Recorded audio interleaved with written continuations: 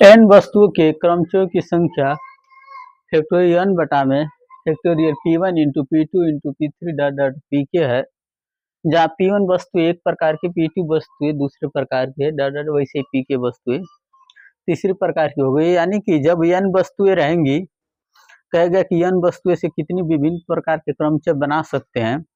यदि उसमें कोई एक ही प्रकार की वस्तु रहेगी तो उससे हम क्या करेंगे, भाग देंगे। जैसे कोई शब्द रहेगा, जैसे मिसिसिपी या कोई भी शब्द होगा जिसमें बार बार रिपीट होगा, उससे हम क्या करेंगे, उससे पहले तो जितनी संख्या होगा बटा वो होगा, और जो एक ही प्रकार की होगी उनसे सब क्या कर देंगे, हम भाग देंगे। जैसे कि मिसिसिपी है, इसमें देखेंगे कि मिसिसिपी या इंडिया है, आई एन डी आई, फिर आई आ गया ए, तो इंडिया में कितने अक्षर हैं, फिर कितने प्रकार के ई हैं, तो उनसे हम क्या कर देंगे, भाग दे देंगे। यही है, आगे बताएंगे। आते हैं प्रश्नावली 7.3 पे, जिसका पहला सवाल कह रहा है कि 1 से n तक के अंकों का प्रयोग करके कितने 3 अंक की संख्याएं बनाई जा सकती है यदि किसी भी अंक को दोहराया नहीं जाए। तो देखिए 1 से 9 तक यदि आप देखेंगे तो संख्याएं क्या होती है, 1 2 3 4 5 6 7 8 9, पूरे 9 अंक है, 9 अंक भी है। अब 9 अंक से कितने अंक को बनाना है, 3 अंक, तो क्या होगा 9p3। तो क्या हो जाएगा, पहला इसका आंसर 9 में से 3 को चुनने का क्रमचय क्या होगा, 9p3। अब इसका मतलब होता है फैक्टोरियल 9, इसमें से ऊपर वाले से नीचे को क्या कर देते हैं, घटा देते हैं, 9 माइनस 3। तो फैक्टोरियल 9 और 9 में से 3 घटाएंगे तो क्या हो जाएगा, फैक्टोरियल 6। अब फैक्टोरियल 9 का अर्थ होता है कि 9 गुणे 8 गुणते 7, यानी पीछे वाली संख्या को क्या कर दें, गुणा करते जाइए 1 तक। लेकिन हम 1 तक गुणा नहीं करेंगे, फैक्टोरियल 6 लिख देंगे, क्योंकि नीचे भी क्या है, फैक्टोरियल 6। तो इस फैक्टोरियल 6 से ये फैक्टोरियल 6 क्या हो जाएगा, कट जाएगा। अब इसका आपस में गुणा करिए, तो 9 में 8 का गुणा करिए 72, अब 72 में 7 का गुणा करेंगे तो क्या हो जाएगा, 7 दूना 14, 7 7 49, 1 50, यानी क्या हो जाएगा 504। यानी 1 से 9 तक 3 अंक की कितनी संख्याएं बनेंगी, 504 बनेंगी। अब आते हैं दूसरे वाले सवाल पे, कह रहा किसी अंक को दोहराए बिना कितनी 4 अंक की संख्याएं बना देती। तो सबसे पहले हम खोजते हैं कि अंक कहाँ से स्टार्ट होता है। तो अंक स्टार्ट कहाँ होता है, 0 से। अंक कहाँ से स्टार्ट होता है, 0 से। हम 0 से संख्याएं को लिख देते हैं, 0 1 2 3 4 5 6 7 8 और 9। कितनी अंक की संख्या बनाना है, 4 अंक की। देखिए पहले कितने हैं, 1 2 3 4 5 6 7 8 9 10। तो 10 से कितने, 10 अंक की संख्या है, कितने अंक की संख्या बनाना है, 4। तो 10 से 4 कैसे चुनेंगे, 10p4। तो 10p4 लिख देंगे कि 10 संख्याओं में से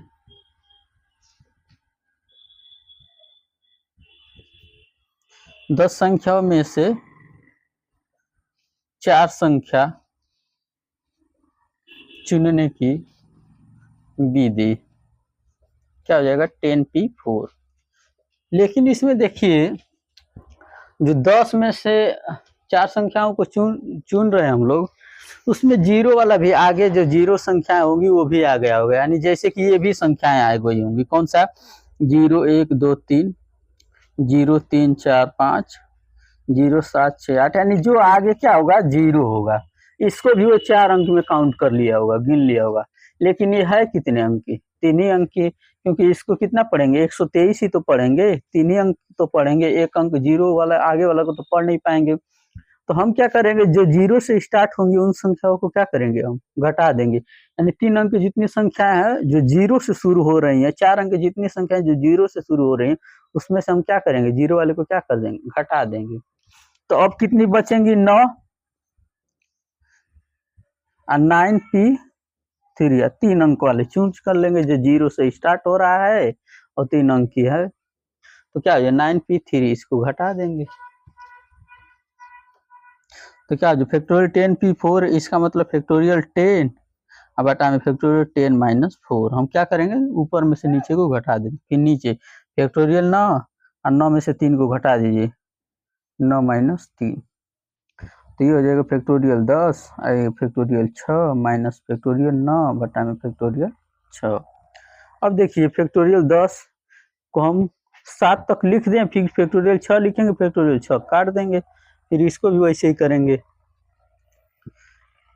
तो 10 को हम लिखते हैं फैक्टोरियल 10 को 10 गुणे 9 गुणते 8 गुणते 7 और गुणते फैक्टोरियल फिर 6 लिख देते हैं। क्यों लिख रहे हैं? क्योंकि नीचे फैक्टोरियल 6 है, तो 6 गुणे 5 गुणे 4 गुणे 3 गुणे 2 गुणे 1 लिखने का कोई मतलब है नहीं, लंबा प्रोसेस केवल। फिर 9 से भी 6 है, तो इसको भी 9 गुणते 8 गुणते 7 लिख देते हैं, और फिर गुणे फैक्टोरियल 6 बटा में फैक्टोरियल 6, तो फैक्टोरियल 6 से फैक्टोरियल 6 काट दीजिए। अब इधर ही आप हम लोग गुणा किए, 9 गुणे 8 गुणे 7 कितना है? 504। तो इसमें 10 का गुणा करेंगे तो क्या हो जाएगा? 504 पे एक जीरो बढ़ जाएगा, ये फिर 504। अब घटा दीजिए, तो 10 में से 4 गया 6, ये 3, 10 में से 5 गया 5 और ये 4, तो क्या हो जाएगा? 4536। अब आते हैं हम तीसरे नंबर के सवालों पे। इसमें कह रहा है कि अंक 1 2 3 4 6 7 को प्रयोग करके कितनी 3 अंकीय सम संख्याएं कह रहा है, कितनी 3 अंक की सम संख्याएं बनाई जा सकती है यदि कोई भी अंक दोहराया नहीं गया है। देखिए, सम संख्या यानी कि वो संख्याएं जो 2 से क्या हो जाए? विभाजित हो जाए, उन्हें ही हम लोग क्या कहते हैं? सम संख्या। यानी वे संख्याएं जो 2 से कट जाए, विभाजित हो जाए, उसे ही हम लोग क्या कहते हैं? उसे ही हम लोग क्या कहते हैं? सम संख्याएं।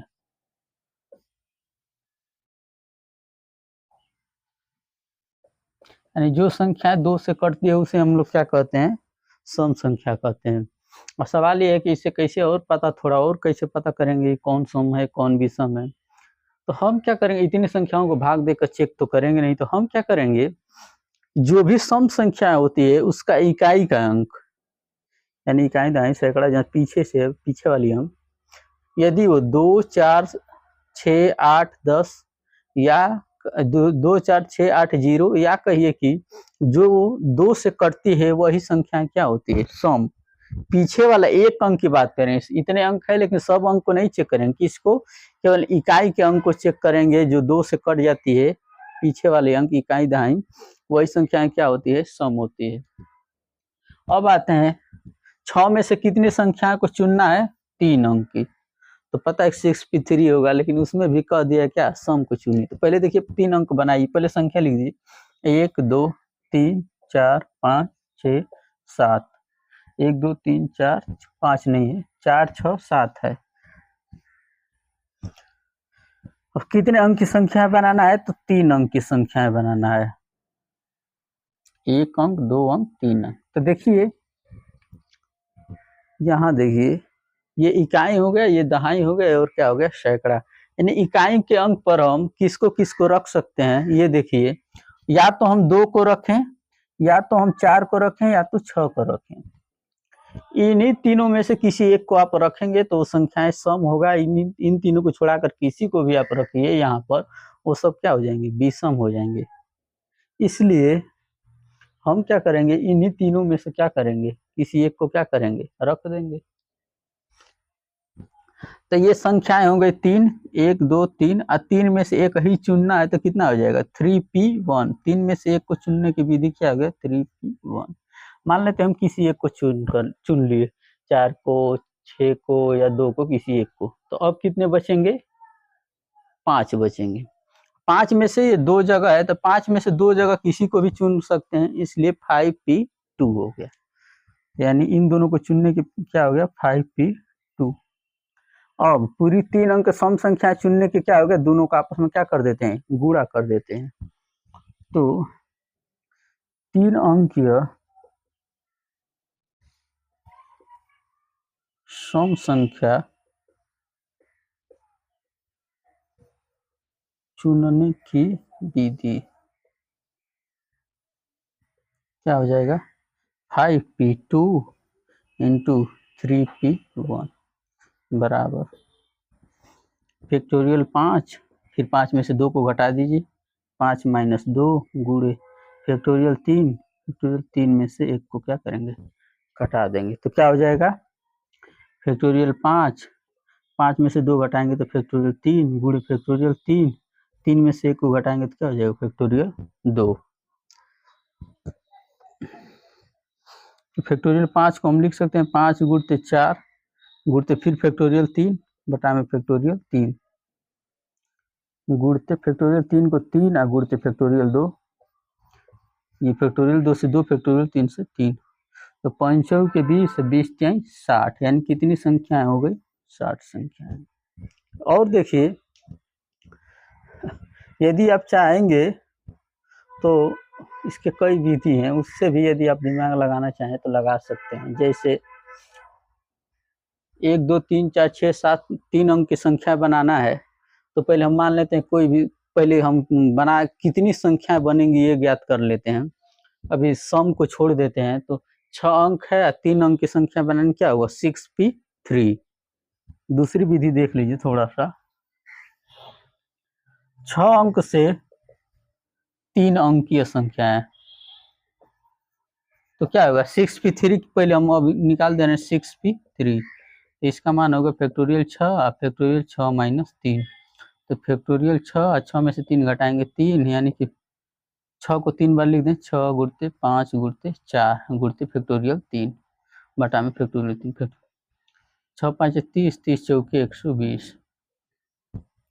यदि हम 6 अंक से 3 अंक की संख्याएं बना रहे हैं तो कितना बन रहा है 120। अब देखिए 120 में कितनी संख्याएं सम है तो 2 4 6, 3 सम है और 3 क्या है विषम है, इसलिए आधा सम संख्याएं बनेंगी आधा क्या बनेंगी विषम संख्या। तो आप इसमें डायरेक्ट 2 से भाग भी कर सकते हैं तभी भी पता चल जाएगा। तो सम संख्या क्या बनेंगी, सम संख्या बराबर 120 बटा में 2 यानी कि 60।